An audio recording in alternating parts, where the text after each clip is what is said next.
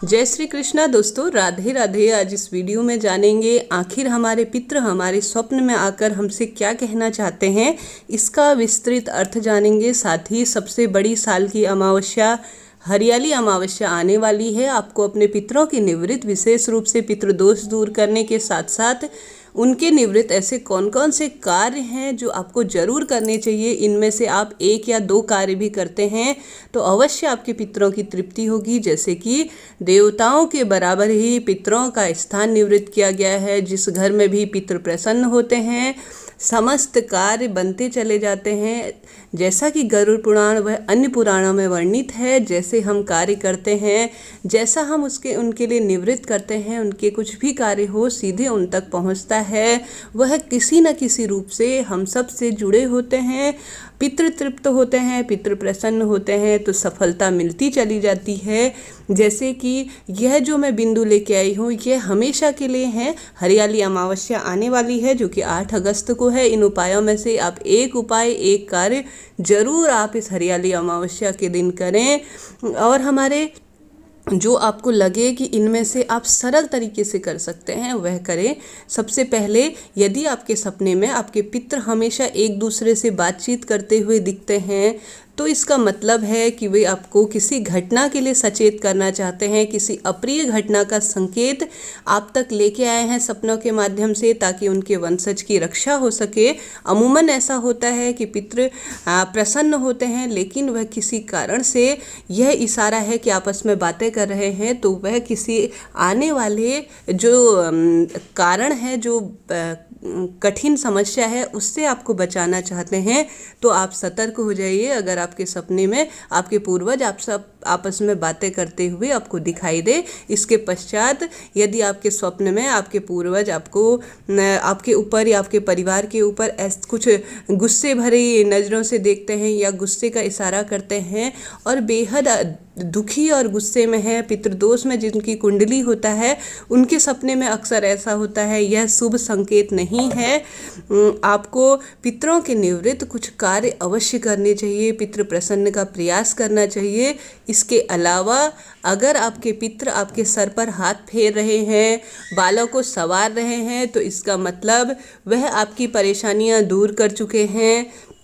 वह ऐसा बताने का प्रयास कर रहे हैं कि आपकी ऊपर जो विपदा आई थी वह दूर कर चुके हैं और संकट मुक्त कर दिए हैं। पितृदेवता अपने वंशजों का हमेशा भला चाहते हैं, उनकी वृद्धि में वह हमेशा खुश होते हैं। यदि आपके पितृ आपके स्वप्न में आकर आपको मिठाई दे रहे हैं या किसी अन्य को मिठाई वितरित कर रहे हैं तो इसके दो मतलब हैं। पहला यह है कि वह आपके कार्यों से बेहद प्रसन्न हैं और आपके हमेशा साथ हैं। साथ ही मांगलिक कार्य, विशेष रूप से आपके घर में संतान की प्राप्ति हो सकती है, मांगलिक कार्य हो सकते हैं, कार्य का यह सूचक है। इसके साथ ही यदि आपके सपने में आपके पूर्वज बैठे हों, कुछ मांगने का इशारा कर रहे हैं या कुछ इस तरह का कर रहे हैं कि वह भूखे हैं, तो वह मान जाइए कि आपसे खुश नहीं हैं।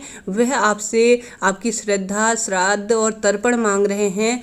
तो अमावस्या के दिन आपको विशेष रूप से कुछ ना कुछ कार्य करने हैं। इसके साथ ही एक और महत्वपूर्ण संकेत बताना चाहूँगी जो पितृ देते हैं। वह आपके सपनों में आपको भटकता हुआ दिख रहे हैं, किसी वीरान जगह पर खोने का, एक अनजान जगह में भटकने का आपको आभास दे रहे हैं सपनों में।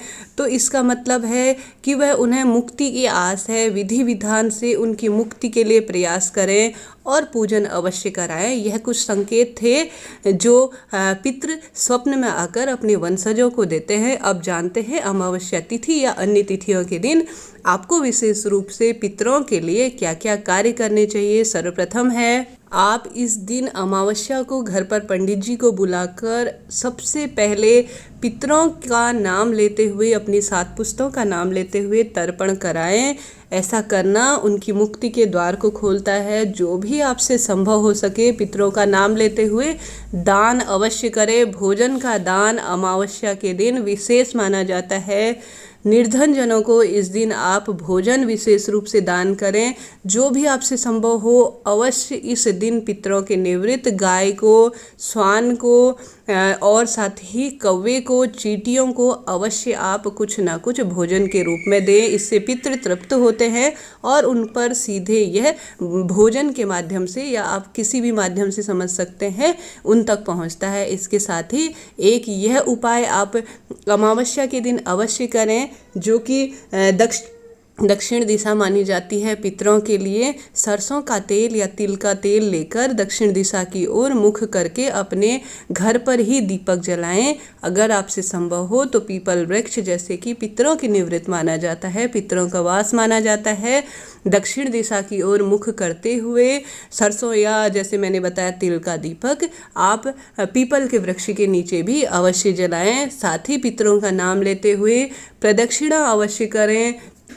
पीपल वृक्ष की सुबह भी कर सकते हैं या शाम के समय भी इसे कर सकते हैं। इसके साथ ही आप जौ का आटा लगा लीजिए या आप सिंपल सा आटा लगा सकते हैं, उसमें मीठा अवश्य मिश्रित करें। छोटी छोटी सी गोलियां बना ले, अपने पितरों का नाम जरूर ले। जब यह कार्य करें तब उसे किसी नदी में आप पितरों के नाम से अवश्य दूर करें, ऐसा अवश्य डालें। ऐसा करना भी पितृदोष को दूर करने वाला होता है, साथ ही पितरों की तृप्ति करने वाला होता है। हरियाली अमावस्या जैसे कि नाम से ही वर्णित है, अपने पितरों के नाम का आप इस दिन पीपल का वृक्ष, बड़ का वृक्ष अवश्य लगाएं और उसकी सेवा भावना का संकल्प ले। ऐसा करना भी पितृदोष को दूर करने वाला होता है। और इसके साथ ही आप इस दिन सूर्यदेव को भी अपने पितरों के नाम से जल चढ़ाएं और उसमें तिल मिश्रित करें। भगवान शंकर का यह दिन है और भगवान शंकर को भूत, भविष्य और वर्तमान का कारक माना जाता है, तो आप इस दिन भगवान शिव को तिल अवश्य चढ़ाएं। ऐसा करना भी विशेष माना जाता है, भगवान शिव की कृपा प्राप्त करने वाला होता है। इसके साथ ही आप हरा चारा गाय को अवश्य खिलाएं, कबूतरों को दाना अवश्य डालें इस दिन। ऐसा करना भी पितृ कृपा प्राप्त करने वाला होता है। वीडियो आपके लिए यूजुअल हो तो चैनल को लाइक, शेयर और सब्सक्राइब जरूर करें। राधे राधे। ओम नमः शिवाय।